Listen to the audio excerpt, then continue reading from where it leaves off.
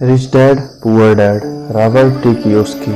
अब तक हमने अध्याय 5 सबक 4 सुना, जिसमें रॉबर्ट टी कियोसाकी ने बताया कि कॉरपोरेशंस की ताकत और टैक्स का इतिहास, किस तरह से गरीब और मध्यम वर्गीय लोगों पर टैक्स थोपा जाता है और अमीर लोग किस तरह से टैक्स से बचते हैं।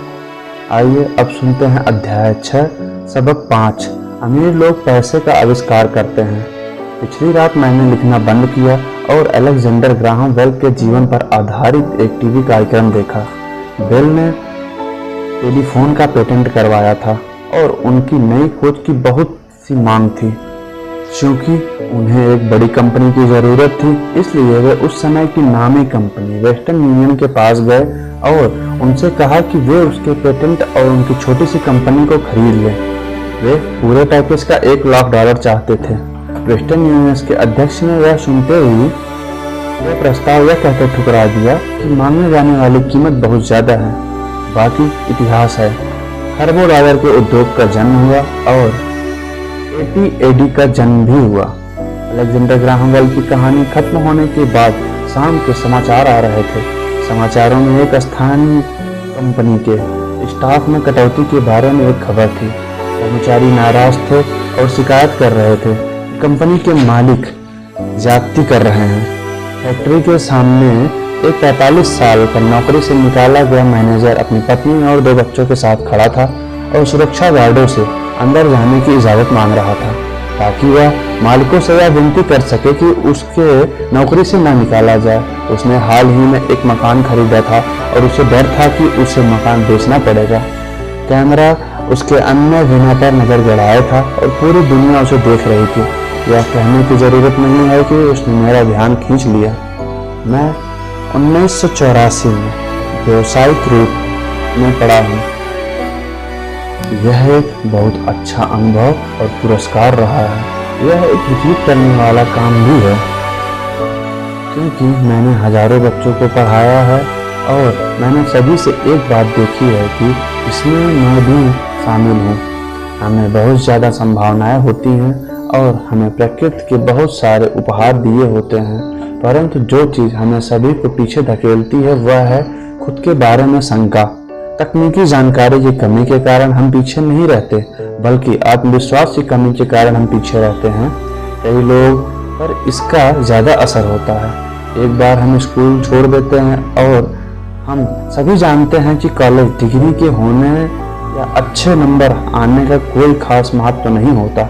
शैक्षणिक माहौल के बाहर असली जिंदगी में अच्छे नंबरों से ज्यादा महत्वपूर्ण चीजों की जरूरत होती है।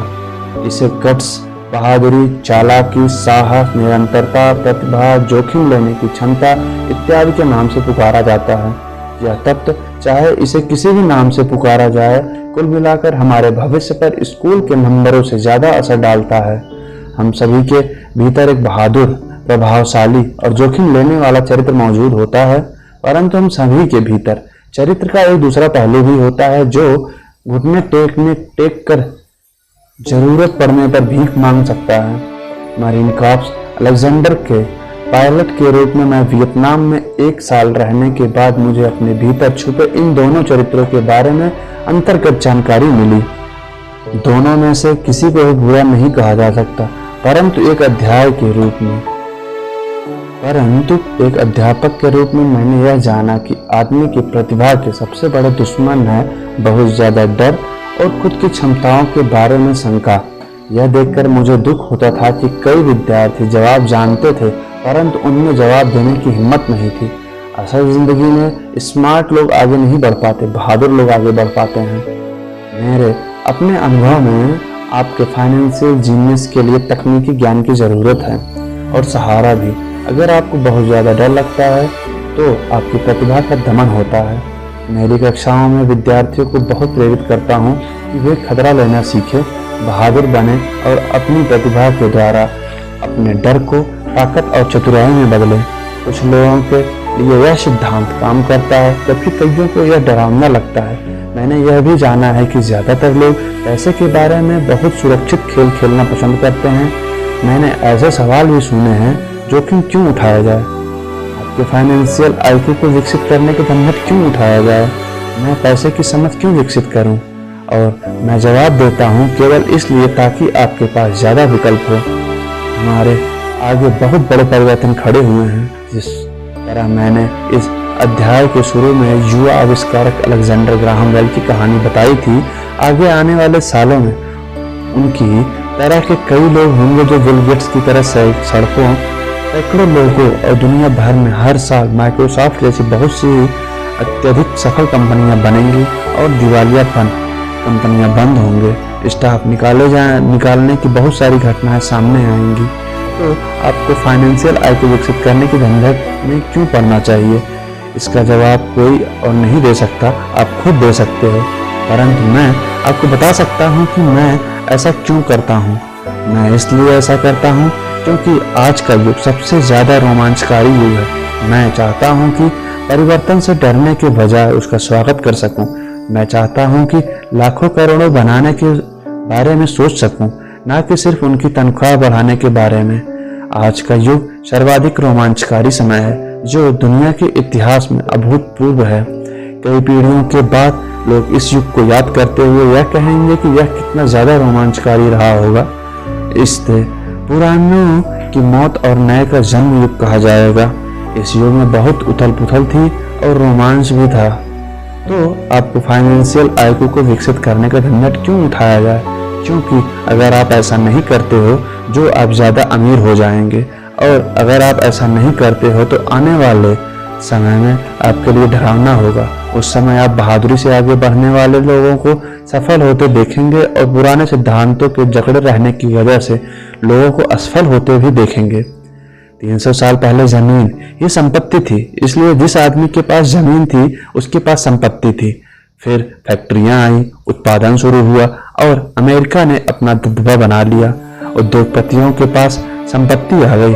आज सूचना का युग है, इसलिए जिस आदमी के पास जितनी ज्यादा और जितनी जल्द सूचना आ जाती है वह अमीर हो जाता है। समस्या यह है कि सूचना दुनिया भर में प्रकाश की गति से उड़ रही है। नई संपत्ति और सीमाओं और दायरे में नहीं बांधा जा सकता, जिस तरह जमीन या फैक्ट्रियों को बांधा जा सकता था। परिवर्तन ज्यादा तेजी और नाटकीय होंगे। नए करोड़पतियों की संख्या में नाटकीय बढ़ोतरी होगी। ऐसे भी होंगे जो पीछे छूट जाएंगे। आज मैं इतने सारे लोगों को संघर्ष करते देखता हूँ और प्रायः ज्यादा कड़ी मेहनत करने वाले को भी देखता हूँ, और सिर्फ इसलिए नहीं होता क्योंकि वे पुराने विचारों को कसकर पकड़े रहते हैं। वे चाहते हैं कि चीजें उनके हिसाब से हों। वे परिवर्तन का विरोध करते हैं। मैं ऐसे लोगों को जानता हूँ जिनकी नौकरियां छूट गई हैं, घर बिक गया है, और वे इसके लिए टेक्नोलॉजी या अर्थव्यवस्था को अपने बॉस को दोष देते हैं। दुर्भाग्य से उन्हें यह महसूस ही नहीं होता कि वे समस्या का कारण हो सकते हैं। पुराने विचार उनके सबसे बड़े विरोधी बन जाते हैं, और ऐसा इसलिए होता है क्योंकि वह जान ही नहीं पाते कि जो पुराने जमाने की संपत्ति था वह अब इसलिए नहीं है क्योंकि जमाना आगे बढ़ चुका है। एक दोपहर में मैं अपने द्वारा इजाद किए गए बोर्ड गेम कैश फ्लो को शिक्षा दे रहा था। मेरा एक दोस्त किसी को अपने साथ लेकर आया ताकि वह भी सीख सके। दोस्त की दोस्त का हाल ही में तलाक हुआ था। तलाक के मुकदमे में उसके हाथ पूरी तरह जल गए थे और वह अब कुछ जवाब ढूंढ रही थी। उसके मित्र को लगा कि शायद इसे इस खेल से कुछ सीखने को मिलेगा। इस खेल को इस तरह से बनाया गया है ताकि लोग यह सीख सके कि पैसा किस तरह काम करता है। खेलने के दौरान वे इनकम स्टेटमेंट और बैलेंस शीट से आपसी संबंध के बारे में सीखते हैं। वे सीखते हैं कि किस तरह दोनों के बीच में कैश फ्लो होता है और किस तरह पैसे की राह आपको अपनी संपत्ति वाले कॉलम से निकलने वाले मासिक कैश फ्लो को बढ़ाना होता है ताकि यह आपके मासिक खर्च से ज़्यादा हो जाए। एक बार आप इसे हासिल कर लेते हैं तो आप चूहा दौड़ से बाहर निकल जाते हैं और तेजी राह पर चल पड़ते हैं। जैसा मैंने कहा है, कुछ लोग इस खेल से नफरत करते हैं, कुछ इससे प्रेम करते हैं और कुछ इसका मतलब ही नहीं समझ पाते। इस महिला ने कुछ सीखने का बहुमूल्य अवसर खो दिया। शुरुआती राउंड में इसने एक डूडैड कार्ड खींचा जिस पर एक नाव बनी हुई थी। पहले तो वह खुश हुई कि मेरे पास तो एक नाव है। फिर जब उसके मित्र ने बताया कि किस तरह आंकड़े उसके इनकम स्टेटमेंट्स और बैलेंस शीट पर काम करते हैं, तो वह कुंठित हो गई, क्योंकि उसे करीब जरा सा भी पसंद नहीं था। बाकी के खिलाड़ियों ने शांतिपूर्वक इंतजार किया। जब उनका दोस्त इनकम स्टेटमेंट्स, बैलेंस शीट और मासिक कैश फ्लो के बारे में उसे समझाता रहा, अचानक उसने यह जाना कि आंकड़े किस तरह काम करते हैं, जो उसे यह जानकर झटका लगा कि उसकी नाव उसे जिंदा खा रही है। बाद में डाउन साइड हो गई और उसे एक बच्चा भी हो गया। यह उसके लिए एक भयानक खेल साबित हुआ। कक्षा के बाद उसका दोस्त आया और उसने मुझे बताया कि वह बहुत विचलित है। वह कक्षा में निवेश के बारे में सीखने के लिए आई थी और उसे यह बहुत मूर्खतापूर्वक लगा, क्योंकि इतने बेकार खेल को खेलने में इतना समय ज़्यादा बर्बाद कर दिया। इसके मित्र ने उसे यह समझाने की कोशिश की कि वह अपने भीतर झांक कर देखे कि क्या यह खेल उसके किसी अंदरूनी पहलू को उजागर कर रहा था। इस सुझाव पर उस महिला ने अपना पैसा वापस मांग लिया। उसने कहा कि यह विचार मूर्खतापूर्वक है। कोई खेल किस अंदरूनी पहलू से उजागर करता है? उसका पैसा तत्कालिक वापस कर दिया जाए, और वह वापस चली गई। 1984 में मैं करोड़ों कमा रहा हूँ, और सिर्फ इसलिए कमा रहा हूँ क्योंकि स्कूल सिस्टम वह नहीं सिखाता जो मैं सिखाता हूँ। स्कूल में ज्यादातर शिक्षक भाषण देते हैं। अपने छात्र जीवन में मुझे भाषणों से चिढ़ है। मुझे बहुत ज्यादा बोरियत हो जाती थी और मेरा दिमाग इधर उधर भटकने लगता था। 1984 में मैंने खेल खेल में शिक्षा देना शुरू किया। मैंने वयस्क विद्यार्थियों को प्रोत्साहित किया कि वे इन खेलों को ज्यादा बढ़ाने के इस पहलू से देखें कि वे क्या जानते हैं और उन्हें क्या सीखना चाहिए। सबसे महत्वपूर्ण बात यह है कि इस खेल में आदमी के व्यवहार पर भी प्रकाश पड़ता है। यह एक तत्कालिक फीडबैक सिस्टम भी है। टीचर लेक्चर दे, इसके बजाय खेल एक व्यक्तिगत लेक्चर बन जाता है जो उसके लिए ही बनाया गया है। उस महिला के मित्र ने बाद में मुझे पूरी बात बताने के लिए फोन किया। उसने कहा कि उसके मित्र अब शांत हैं। शांत होने के बाद उसने खेल और उसके जीवन के बीच में कुछ आपसी संबंध भी महसूस किए हैं। हालांकि उसके और पति के बीच में नाव नहीं थी, परंतु उनके पास बाकी सब चीजें थी। वह अपने तलाक के बाद बहुत नाराज थी। उसका पति एक कम उम्र की महिला के साथ भाग गया था और 20 साल के वैवाहिक जीवन के बाद उसके पास दौलत के नाम पर बहुत कम सामान था। उसे बीच बांटने के लिए लगभग कुछ भी नहीं था। 20 साल की उसकी शादीशुदा जिंदगी में बहुत मजा आया था, परंतु उन्होंने केवल डूडैड ही इकट्ठा किए थे।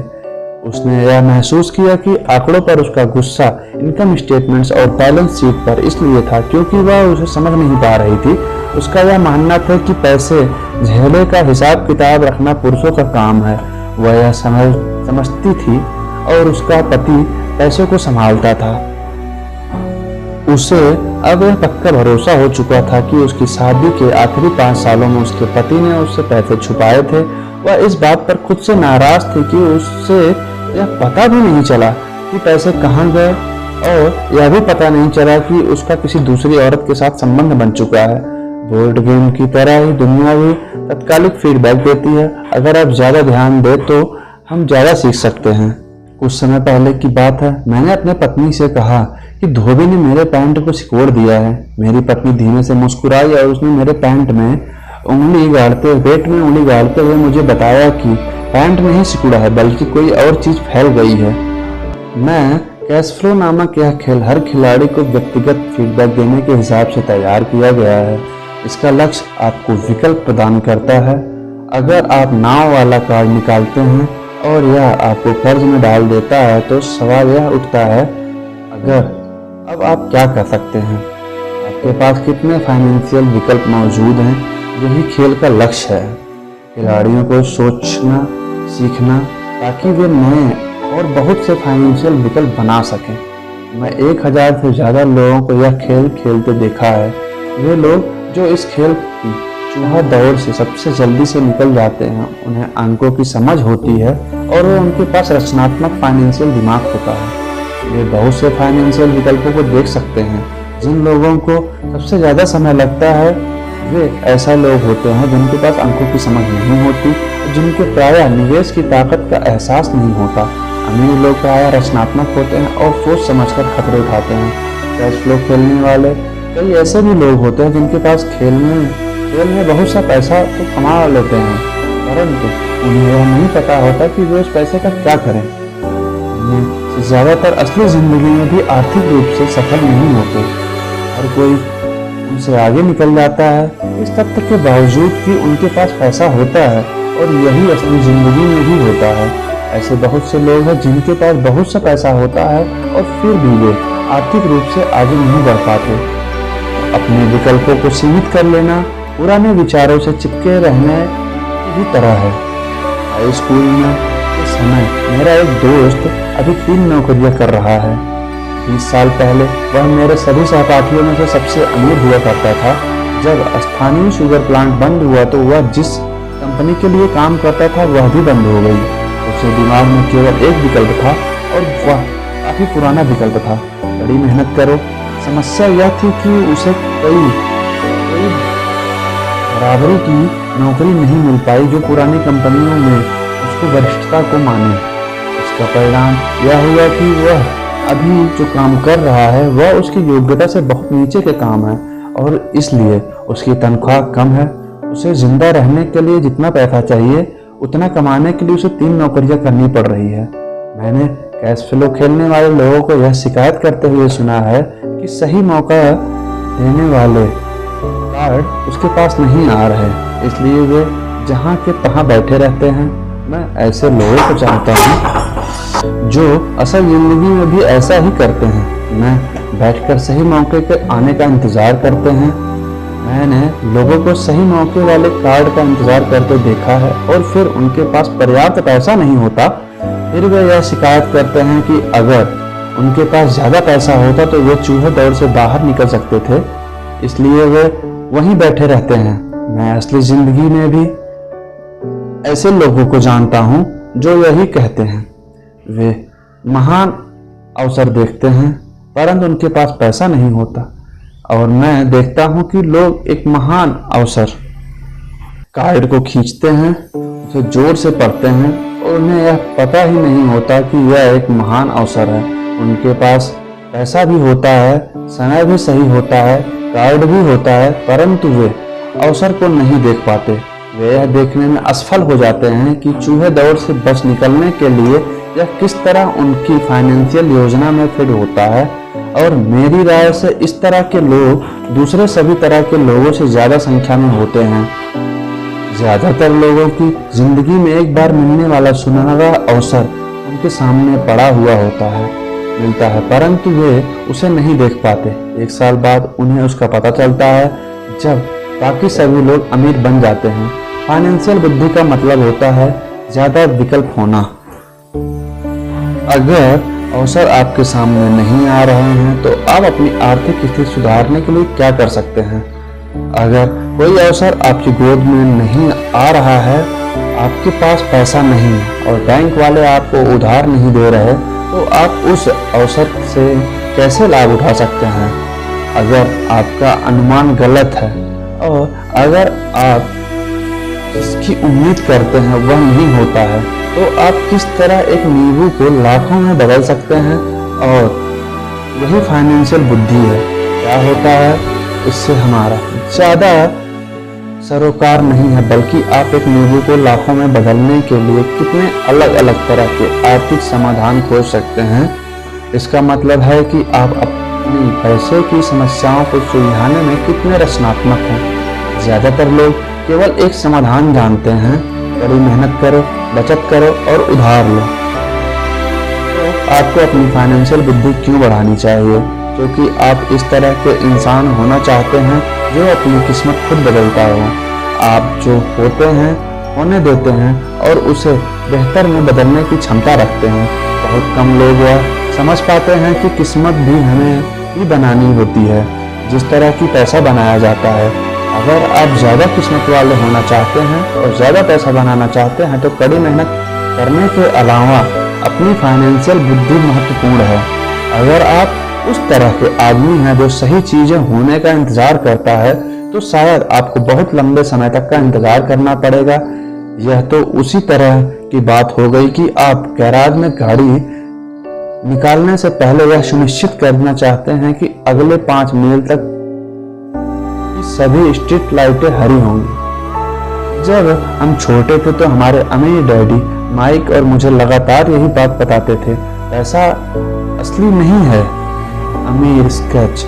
हमें बार बार यह याद दिलाया करते थे कि हमें अपने फ्लैट्स ऑफ पेरिस के सिक्के ढालने से थे, तो हम पैसे के रहस्य के सबसे करीब आ गए थे, क्योंकि हम पैसा बनाना चाहते थे। अमीर और मध्यम वर्गीय पैसे के लिए काम करते हैं। उनका कहना था, अमीर लोग पैसे बनाते हैं, आप धन को जितना आसानी समझेंगे, आप उसके लिए उतनी ही ज्यादा मेहनत से काम करेंगे। अगर आप इस विचार को मन में उतार लें कि पैसा असली चीज नहीं है, तो आप ज्यादा तेजी से अमीर बन सकते हैं। अगर पैसा असली चीज है तो फिर यह क्या है? माइक और मैंने उनसे यह सवाल पूछते थे। पैसा वह है जिसके बारे में हम सहमत हो जाएं, अमीर डैडी इतना ही जवाब देते थे। हमारे पास जो इकलौती सबसे शक्तिशाली पूंजी है वह है हमारा दिमाग। अगर इसे अच्छी तरह प्रशिक्षित कर दिया जाए तो यह एक पल में ढेर सारी दौलत बना सकता है।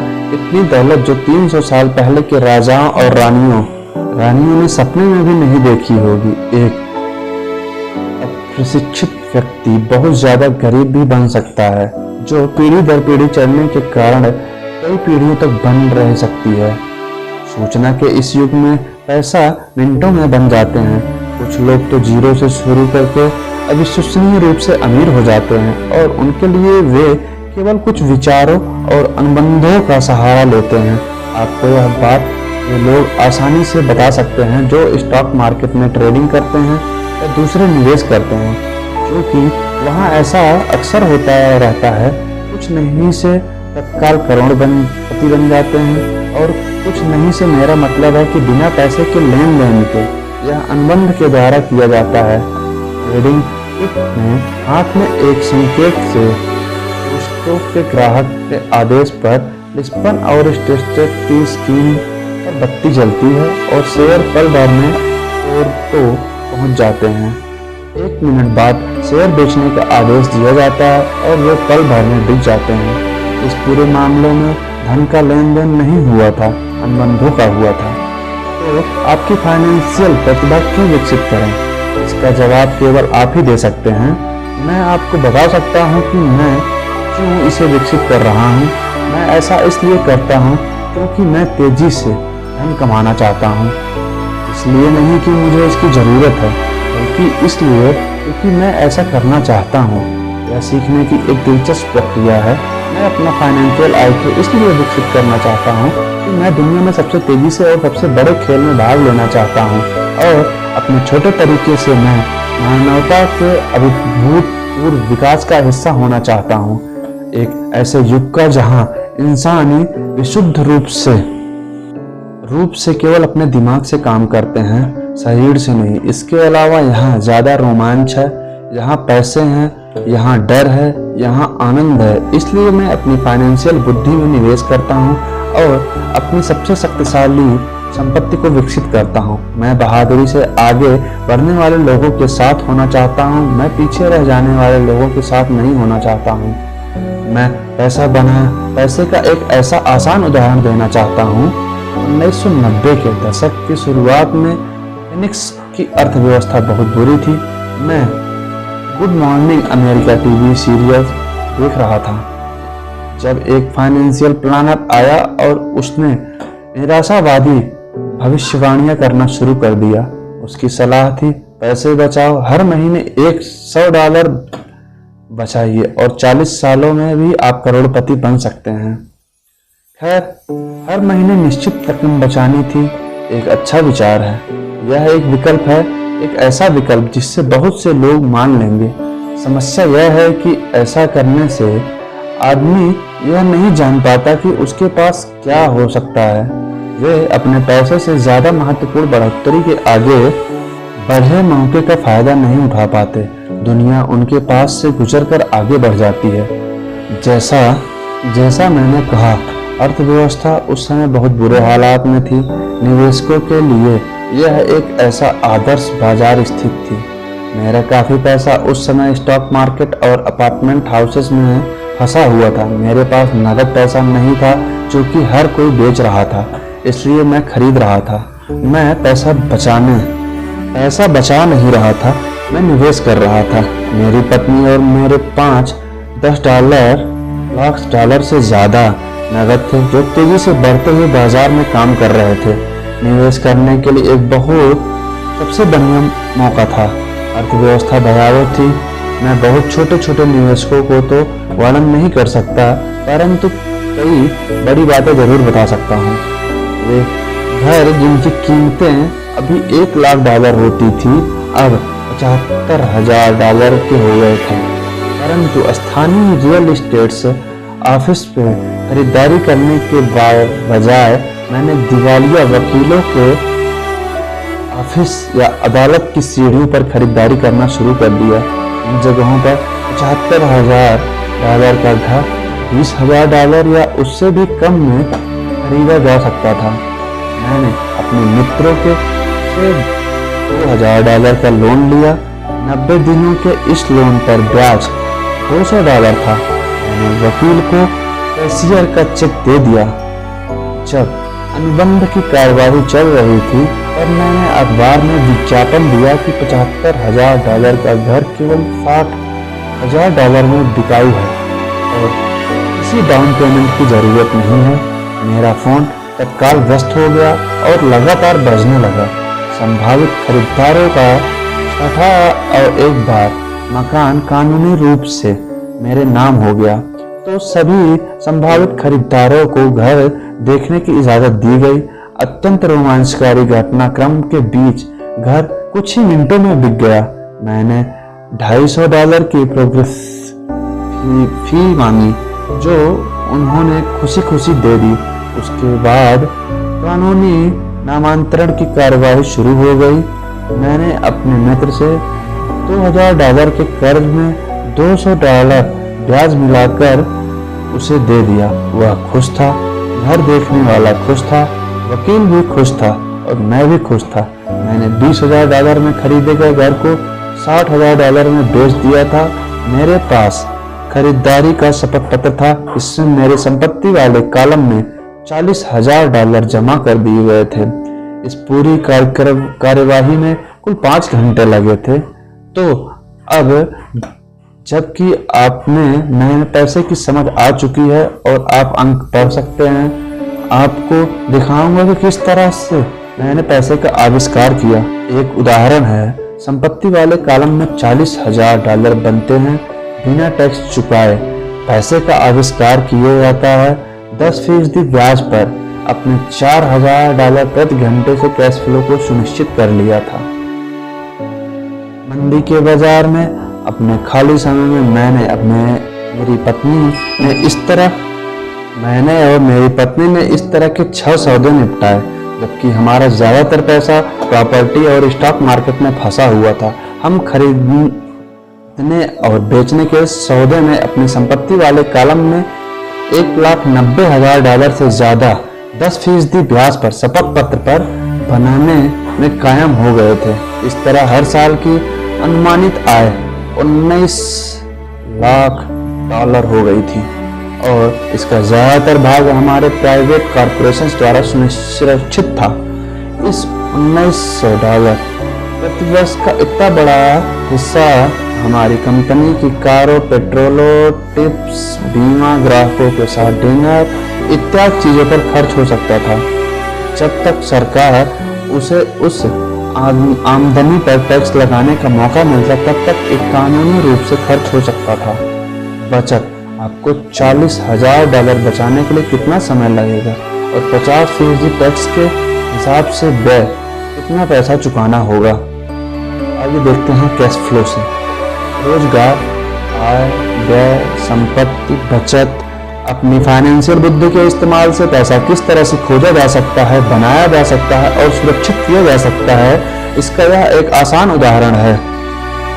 खुद से पूछें कि 1,90,000 बचाने के लिए आपको कितना समय लगेगा। क्या बैंक आपके पैसे पर 10% ब्याज बढ़ाएगी? और शपथ पत्र 30 सालों तक वैध था। मुझे आशा है कि वे मुझे कभी 1,90,000 नहीं देंगे। मुझे टैक्स देना पड़ेगा। अगर वे मुझे मूलभूत धन देते हैं और इसके अलावा 30 साल के समय में 1,90,000 दिए जाने से कुल आमदनी 50 लाख डॉलर से ज्यादा होती है। मुझसे लोग पूछते हैं कि क्या लोग अगर कोई व्यक्ति पैसा नहीं चुकाए, ऐसा होता है। और यह एक अच्छी खबर है। 1994 से लेकर 1997 तक फिनिक्स रियल एस्टेट बाजार में देश में सबसे ज्यादा गर्म बाजार साबित हुआ है। इस $60,000 के घर को दोबारा $70,000 में बेच सकता था और एक बार फिर से $250 प्रोग्रेसिंग फीस के रूप में वसूल किए जा सकते हैं। नए खरीदार के लिए यह भी मुफ्त का सौदा होगा और यह प्रक्रिया चलती ही रहेगी। जब मैंने पहली बार घर बेचा था तो मैंने केवल $2,000 खर्च किए थे। तकनीकी दृष्टि से इस सौदे में मेरा एक भी पैसा खर्च नहीं हुआ था। निवेश पर मेरी पूरी वसूली अंततः थी। यह एक उदाहरण है कि पैसा पास में न होने पर भी बहुत सा पैसा किस तरह से कमाया जा सकता है। दूसरे सौदे में दोबारा बेचे जाने पर $2,000 अपनी जेब से डालता हूं और लोन को 30 साल तक फिर से बढ़ा देता हूं। निवेश पर मेरी वापसी क्या होगी अगर मैं बिना पैसे के पैसे बनाता हूं, मैं नहीं जानता, परंतु यह $100 हर महीने बचाने से बेहतर तो है ही। $100 हर महीने दरअसल $150 प्रति माह की रकम है, क्योंकि 40 सालों तक इस पर 5% का टैक्स चुका सकता है और एक बार फिर आप 5% टैक्स लगता है। यह करना बहुत बुद्धिमानी की बात नहीं है। यह सुरक्षित हो सकता है परंतु यह स्मार्ट नहीं है। आज 1997 में मैं यह पुस्तक लिख रहा हूँ तो बाजार की स्थितियाँ 5 साल पहले की स्थितियों से पूरी तरह अलग है। मेक्सिको का रियल एस्टेट बाजार दूसरे अमेरिका के एशिया केंद्र का बना हुआ है। जो घर उस समय हमने $60,000 में बेचे थे, अब उनकी कीमत $110 हो चुकी $1,000 हो चुकी है। अब भी ऐसे मौके हैं परंतु जब उनकी खोज करने में बहुत समय और पैसा खर्च करना पड़ेगा। वे दुर्लभ है परंतु आज हजारों खरीदार इन सौदों के तलाश में भटक रहे हैं और बहुत कम समझदारी भरे मौके मौजूद हैं। बाजार बार बार बदल चुका है।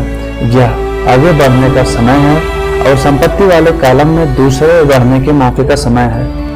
आप ऐसा नहीं कर सकते हैं। यह कानून के खिलाफ है। आप झूठ बोल रहे हैं। मैं इस तरह की प्रतिक्रियाओं को ज्यादा सुनता हूं और क्या आप मुझे ऐसा करने का तरीका बता सकते हैं? यह आग्रह कम सुनता हूं। गणित आसान है। आपको इसमें बीजगणित कैलकुलेटर की जरूरत नहीं है। मैं ज्यादा इसलिए नहीं लिखता क्योंकि एस्को कंपनी कानूनी सौदे को संभालती है और भुगतान की सेवा को भी। मुझे छत ठीक करवाने या टॉयलेट ठीक करवाने के झंझट भी नहीं उठाना पड़ता क्योंकि यह काम घर के मालिक का है। यह उनका घर है। कभी कभार कोई पैसा नहीं चुकाता है और यह भी अच्छा होता है क्योंकि इसमें विलंब शुल्क मिलता है या वे घर छोड़कर चले जाते हैं और प्रॉपर्टी एक बार फिर से बेच दी जाती है। कोर्ट सिस्टम यह सब संभाल लेता है और हो सकता है यह आपको इलाके में काम न करें। बाजार की स्थिति अलग हो सकती है परंतु यह उदाहरण दर्शाता है कि किस तरह एक आसान वित्तीय प्रक्रिया कुछ ही समय में लाखों डॉलर बन जाती है, जिसे बनाने में आपका ज्यादा पैसा नहीं लगता और आपको जोखिम भी कम उठाना होता है। यह अनुबंध से बनाए जाने वाले पैसे का उदाहरण है। जिसके पास भी हाई स्कूल तक की शिक्षा है वह ऐसा कर सकता है, परंतु ज्यादातर लोग ऐसा नहीं करते। ज्यादातर लोग मेहनत करो और पैसे बचाओ की पुरानी सलाह सुनते हैं। लगभग 30 साल की मेहनत के बाद $190,000 संपत्ति वाले कॉलम में आ गए हैं और इसके लिए टैक्स भी नहीं देना पड़ता। इनमें से कौन सी सलाह आपको ज्यादा कठिन लगती है? नंबर 1, कड़ी मेहनत करो, 50% की दर से टैक्स चुकाओ और फिर जो रकम बचती है उसमें से बचत करो। आपकी बचत पर आपको 5% ब्याज मिलता है, जिस पर एक बार फिर टैक्स लगता है। या पैसे की समझ विकसित करने का समय निकालो और अपने दिमाग और संपत्ति वाले कॉलम की ताकत का इस्तेमाल करो। इसमें वह समय भी जोड़ लो जो आपके विकल्प नंबर पर एक प्रयोग द्वारा $190,000 बचाने में लगता है, क्योंकि समय आपकी सबसे बड़ी संपत्ति है। अब आप समझ सकते हैं कि मैं क्यों चुपचाप अपना सिर हिलाता हूँ जब मैं लोगों को यह कहते हुए सुनता हूँ, मेरा बच्चा स्कूल में अच्छी पढ़ाई कर रहा है और उसे अच्छी शिक्षा मिल रही है। यह अच्छी हो सकती है, परंतु क्या यह पर्याप्त है?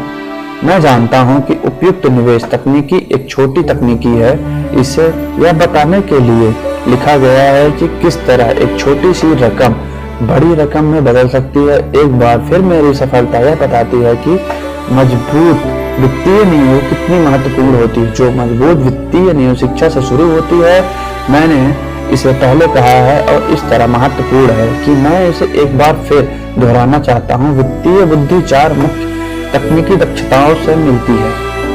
नंबर 1, वित्तीय साक्षरता, अंकों को पढ़ने की योग्यता। नंबर 2, निवेश की रणनीति, धन द्वारा धन बनाने का विज्ञान। नंबर 3, बाजार, मांग और पूर्ति। अलेक्जेंडर ग्राहम बेल ने बाजार को वह दिया जो उसे चाहिए था। यही बिल गेट्स ने भी किया। यह मौका भी बाजार ने दिया कि $20,000 में उनका मकान खरीदकर उन्हें $60,000 में बेच दिया जाए, जबकि उनकी असली कीमत $75,000 थी। कोई खरीद रहा था, कोई बेच रहा था। नंबर 4, कानून, अकाउंटिंग, कॉर्पोरेट, स्टेट्स और नेशनल कानूनों और नीतियों के बारे में जागरूकता। मैं नियमों के भीतर रहकर खेलने की सलाह देता हूँ। अगर आप पैसे का आविष्कार करना चाहते हैं तो आप में यह मूलभूत आधारशिला होनी चाहिए कि इन दक्षताओं का समन्वय होना चाहिए। चाहे आप ऐसा छोटा घर, बड़े अपार्टमेंट, कंपनियां, स्टॉक, बॉन्ड, म्यूचुअल फंड, बहुमूल्य धातुएं, बेसबॉल कार्ड खरीद कर ऐसा या इसी किस्म का कोई दूसरा काम कर सकें। 1996 तक रियल एस्टेट मार्केट सुर्खियों में था और हर कोई इसमें जा रहा था। स्टॉक मार्केट में भी बूम हो रहा था और हर कोई इसमें जा रहा था। अमेरिका की अर्थव्यवस्था अपने पैसों पर खड़ी हो रही थी। मैंने 1996 में बेचना शुरू किया और अब पेरू, नॉर्वे, मलेशिया और फिलीपीन की यात्रा कर रहा था। निवेश बदल रहे थे। जहां तक खरीदारी का सवाल था, अब हम रियल एस्टेट बाजार से बाहर थे। अब मैं अपनी संपत्ति वाले कॉलम में भीतर आंकड़ों को बढ़ते देखता हूं और शायद इस साल के आखिर में बेचना शुरू करा दूंगा। यह कांग्रेस द्वारा पारित किए जाने वाले कानूनी परिवर्तनों पर निर्भर है। मैं आशा करता हूं कि वह छोटे घरों के सौदे को बेच दूंगा और $40,000 के नोट को धन में बदल दूंगा।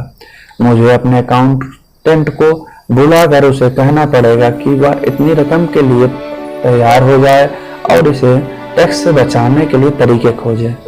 मैं सिर्फ आपको इतनी ही बात बता सकता हूँ कि निवेश आते जाते रहते हैं, मार्केट घटता बढ़ता रहता है, अर्थव्यवस्थाएं सुधरती बिगड़ती रहती हैं। दुनिया आपको हर दिन जिंदगी के अनूठे अवसर देती रहती है, आपकी जिंदगी के हर दिन, परंतु प्रायः हम ऐसे देख नहीं पाते हैं, लेकिन वे वहाँ होते हैं। और दुनिया जितनी ज्यादा बदलती है और टेक्नोलॉजी जितनी ज्यादा बढ़ती है, आपके पास आपके परिवार के लिए अस्थायी आर्थिक सुरक्षा के लिए उतने ही ज्यादा मौके होते हैं। तो आपको फाइनेंशियल बुद्धि को विकसित करने का झंझट क्यों उठाया जाए? एक बार फिर मैं यही कहूंगा कि आप ही उसका जवाब दे सकते हैं। मैं जानता हूं कि मैं क्यों इसे सीखता और विकसित करना चाहता हूं।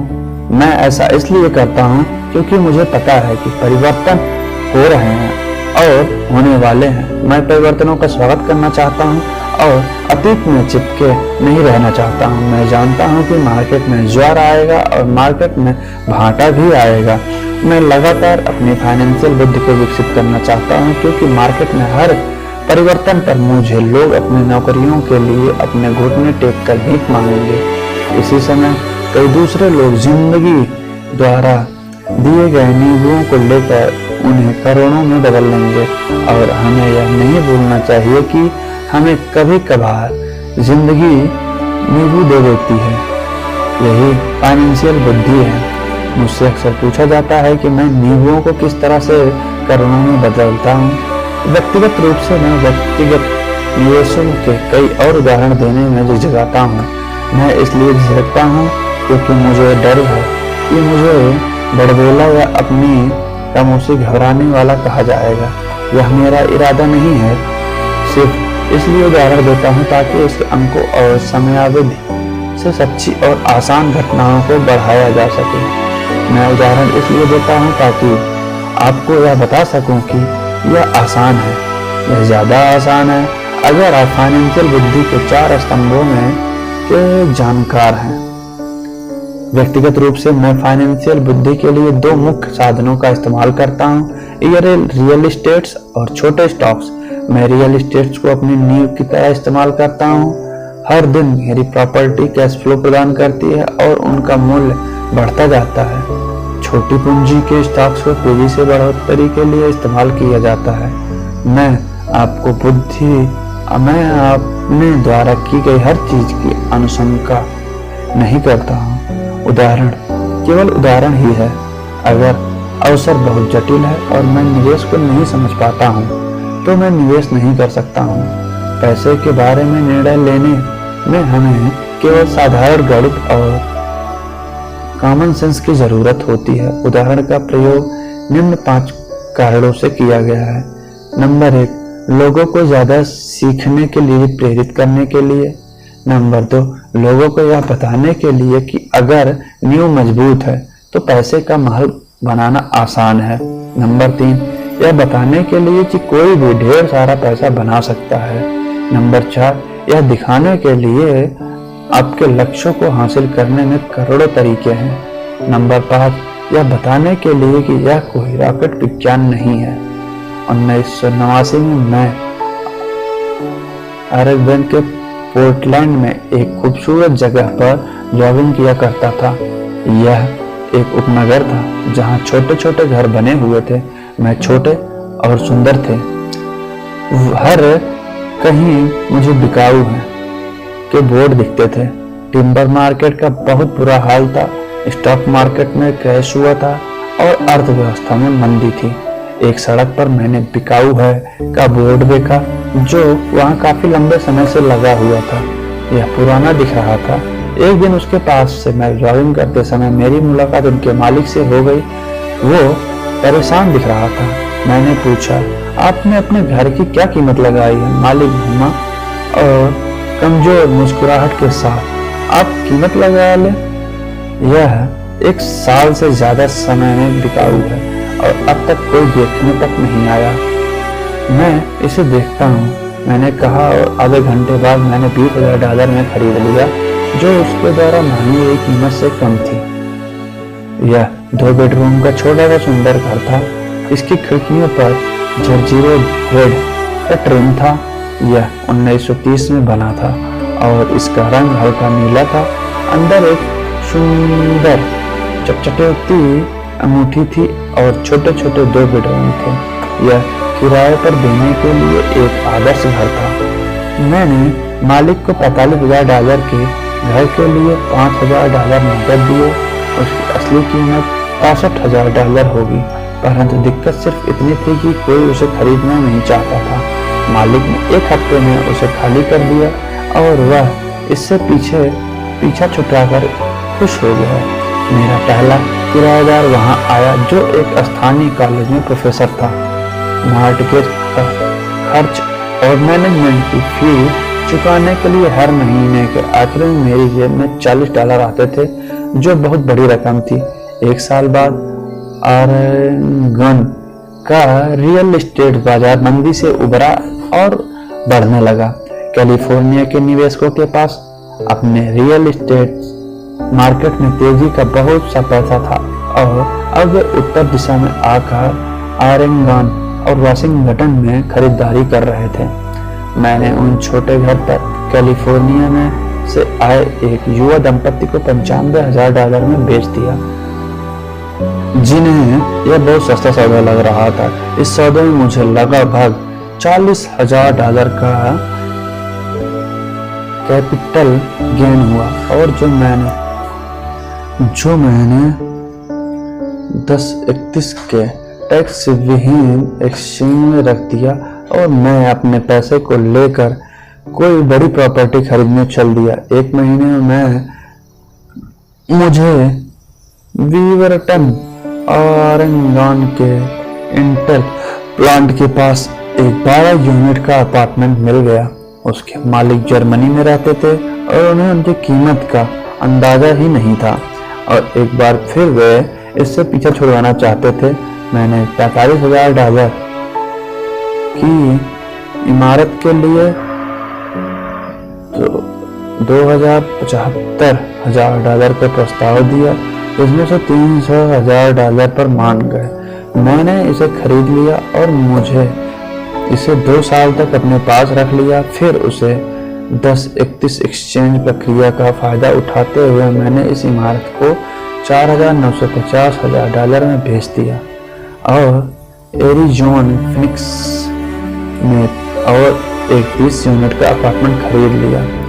तब तक हम फिनिक्स में चल रहे थे और हमें वैसे भी इसे बेचना था। पहले जो हम ऑरेगन के बाजार का था वह मंदी का हौसला फिनिक्स के रियल एस्टेट मार्केट्स को देखने को मिला। फिनिक्स में 30 यूनिट की अपार्टमेंट इमारत की कीमत $875,000 थी।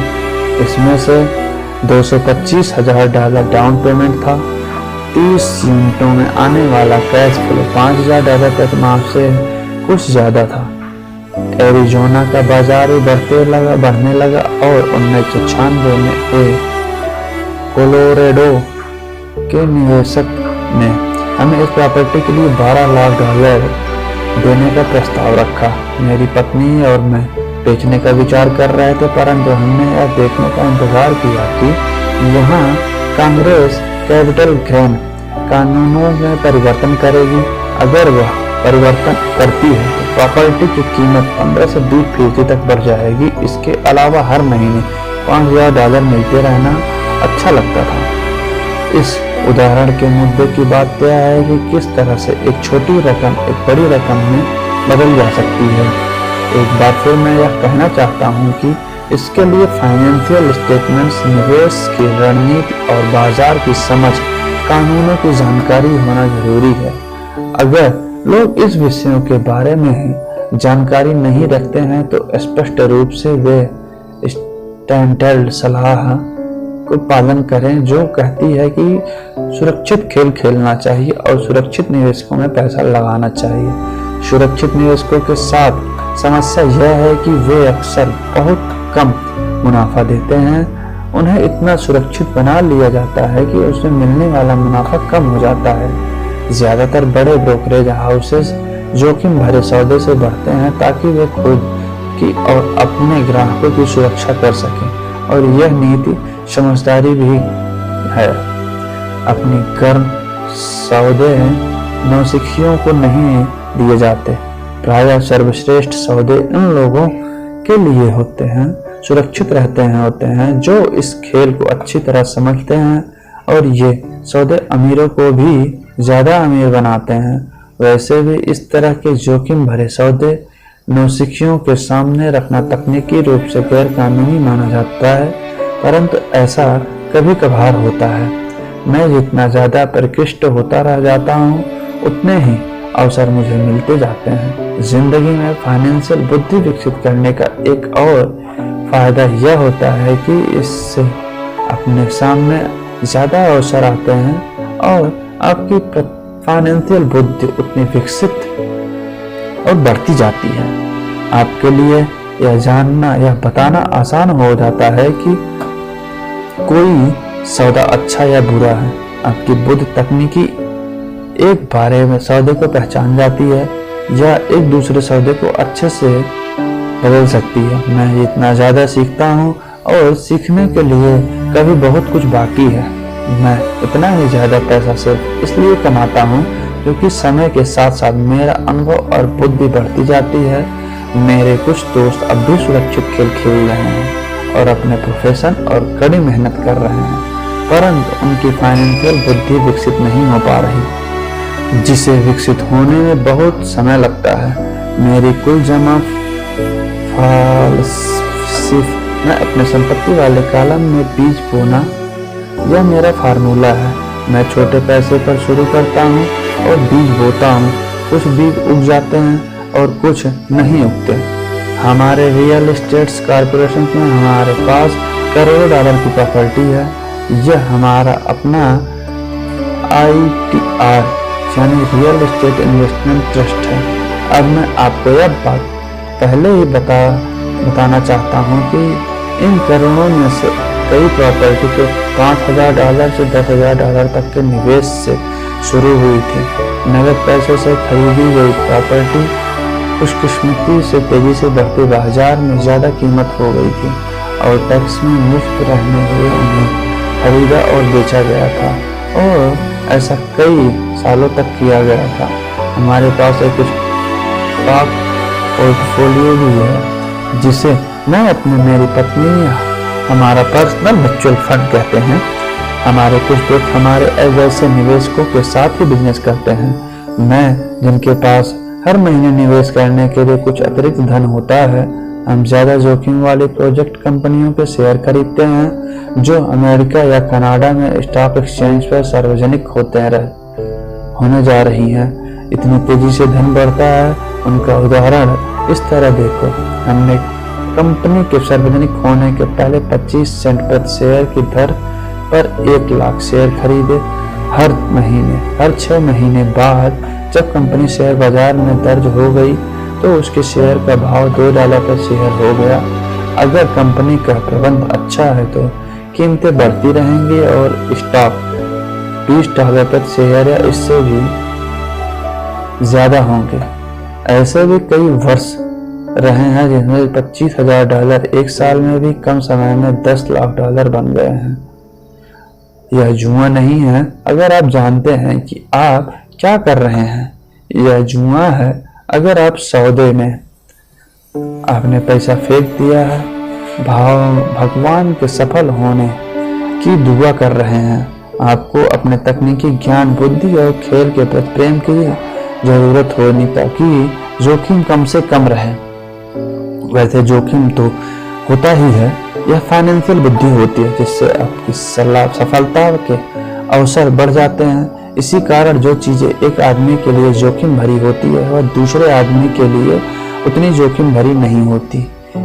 यही वह मूल कारण है जिसकी वजह से मैं लोगों को लगातार प्रेरित करता हूं कि वे स्टॉक, रियल एस्टेट से दूसरे बाजारों में निवेश करने के बजाय फाइनेंशियल बुद्धि के निवेश करें।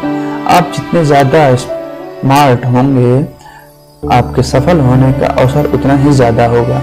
मैं व्यक्तिगत रूप से जिन स्टॉक में निवेश करता हूँ उनमें बहुत ज्यादा जोखिम होता है और इसलिए मैं उनकी अनुशंसा नहीं करता हूँ। मैं इस खेल को 1979 से खेल रहा हूँ और मैंने इसमें काफी अनुभव हासिल कर लिया है। परंतु अगर आप दोबारा पढ़ेंगे कि इस तरह के निवेश ज्यादातर लोगों के लिए जोखिम भरे क्यों होते हैं, तो आप अपनी जिंदगी को अलग तरह से निर्धारित कर सकेंगे, जिससे $25,000 से एक साल में $10 लाख बना सकेंगे।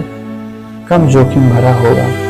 पहले की कहा जा चुका है, मैंने जो लिखा है मैं आपको वैसा करने की सलाह नहीं दूंगा। मैं सिर्फ आपको यह समझा चाहता हूँ कि यह आसान है और संभव है। बात इतनी सी है कि औसत आदमी के लिए $1 लाख से ज्यादा की प्रतिवर्ष आय अच्छी होती है और इसे हासिल करने में ज्यादा मेहनत भी नहीं करनी पड़ती। बाजार कैसा है और आप अपने स्मार्ट हैं, इस बात पर निर्भर करता है कि आप 5 से 10 साल में ऐसा कर सकते हैं। अगर आप अपने खर्च को कम रखना चाहते हैं तो $1 लाख के अतिरिक्त आय आपको सुखद लगेगी, चाहे आप काम कर रहे हो या नहीं, चाहे तो काम कर रहे हैं या चाहे तो काम छोड़ भी सकते हैं और सरकारी टैक्स सिस्टम को अपने विरोध के बजाय अपने समर्थन में भी प्रयुक्त कर सकते हैं। मेरा व्यक्तिगत आधार रियल एस्टेट है। मैं रियल एस्टेट से प्रेम करता हूं क्योंकि यह अस्थायी और धीमी गति से चलने वाली होती है। मैं ठोस आधार को पसंद करता हूं। कैश फ्लो भी आमतौर पर मैं स्थानीय होता है और अगर इसे अच्छी तरह से मैनेज किया जाए तो इससे कीमत बढ़ने की भी अधिक संभावना होती है। रियल एस्टेट्स की ठोस आधारशिला होने के कारण मैं जोखिम भरे स्टॉक्स खरीदने का खतरा मोल ले लेता हूं। अगर मुझे स्टॉक मार्केट में खास मुनाफा होता है तो मैं मुनाफे का कैपिटल गेन्स टैक्स देता हूं और बची हुई रकम को रियल एस्टेट्स में लगा देता हूं ताकि मेरी संपत्ति की नींव और ज़्यादा मजबूत हो जाए। रियल एस्टेट्स पर एक और बात, मैं दुनिया भर में घूमा हूं। मैंने हर जगह निवेश किया है, सीखा है। हर शहर में मुझे यह सुनने में आया है कि रियल एस्टेट्स को सस्ते से में नहीं खरीदा जा सकता। यह मेरा अनुभव नहीं है। न्यूयॉर्क या टोक्यो या शहर में थोड़ा सा दूर ऐसे शानदार मौके हैं जिन्हें ज़्यादातर लोग नज़रअंदाज कर देते हैं। सिंगापुर में जहां अभी रियल एस्टेट की कीमतें बहुत ज़्यादा चल रही थी, ऐसी बहुत सी प्रॉपर्टी हैं जो चंद मिनटों में ड्राइविंग की दूसरी तरफ है।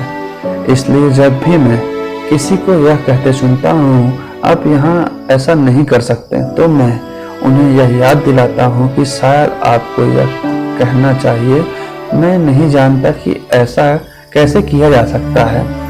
अभी तक महान अवसरों को अपनी आंखों से नहीं देख सकते, उन्होंने अपने दिमाग से देखा जो देखा जा सकता है। ज्यादातर लोग सिर्फ इसलिए अमीर बन पाते हैं क्योंकि उन्हें यह जानने के लिए फाइनेंशियल प्रशिक्षण ही नहीं मिला होता है कि वे अपने सामने पड़े हुए अवसरों को देख सके और उन्हें पहचान सके।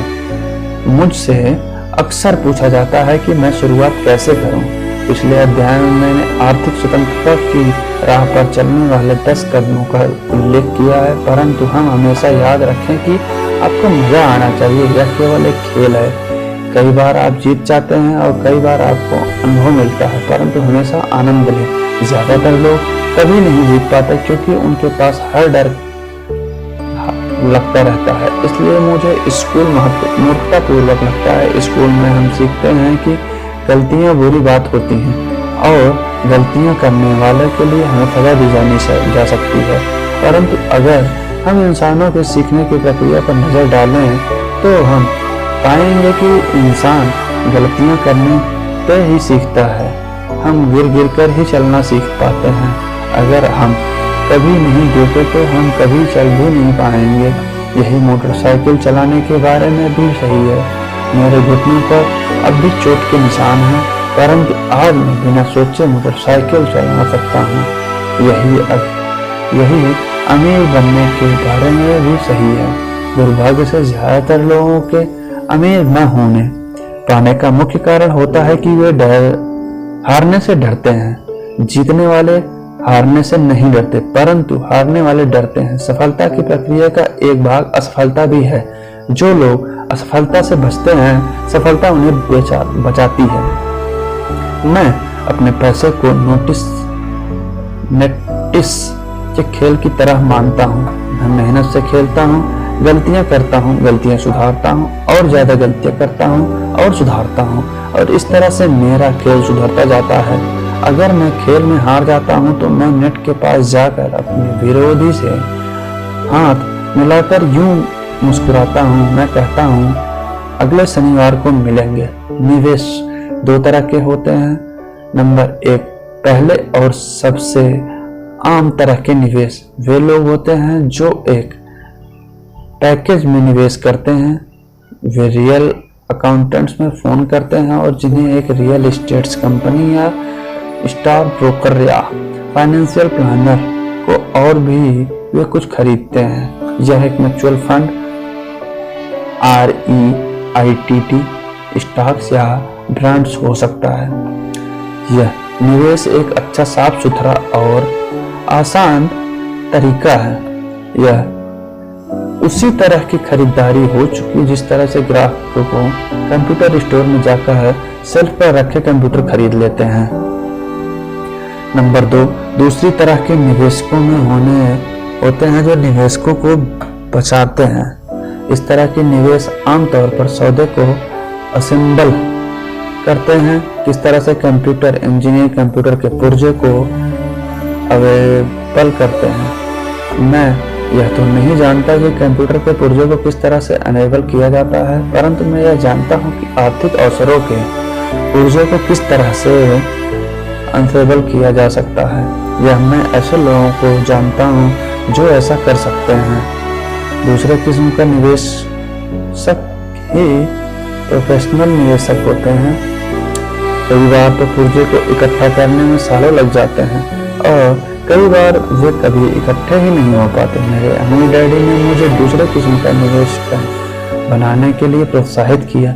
यह सीखना महत्वपूर्ण है कि पुर्जों को किस तरह से असेंबल किया जाए, क्योंकि यही पर भारी जीत का मौका होता है और अगर किस्मत आपके साथ न हो तो यह भी भारी नुकसान का खतरा होता है। अगर आप दूसरे किस्म के निवेशक बनना चाहते हैं तो आपको मुख्य रूप से 3 खास दक्षताएं विकसित करने की जरूरत है। फाइनेंशियल बुद्धि के अलावा इन दक्षताओं की जरूरत होती है। किस तरह ऐसे लोगों को खोजे हो जो दूसरे को दिखाई नहीं देते हो।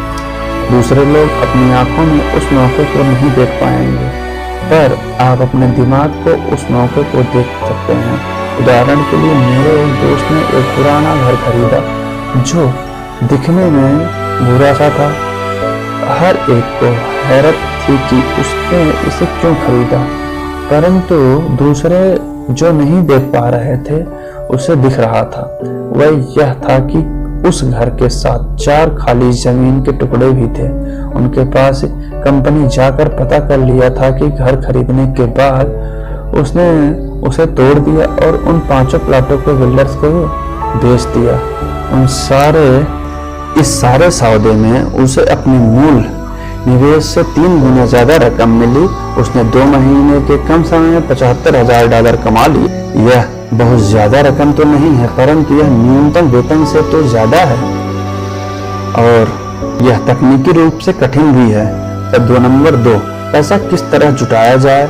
औसत आदमी बैंक जाता है, परंतु इस दूसरे किस्म के निवेशक को यह पता होना चाहिए कि पूंजी किस तरह जुटाई जाए और बिना बैंक जाए कितने तरीकों से पैसे जुटाया जा सकता है। मैंने यह सीखा कि बिना बैंक की मदद लिए घर कैसे खरीदा जा सकता है।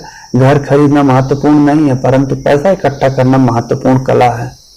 अक्सर मैं लोगों को यह कहते हुए सुनता हूँ कि बैंक मुझे कर्ज नहीं दे रही है या मेरे पास इसे खरीदने के लिए पैसा नहीं है। अगर आप दूसरे किस्म के निवेशक बनना चाहते हैं तो आपको यह सीखने की जरूरत है, क्योंकि इसी कारण से ज्यादातर योजना ठप हो जाती है।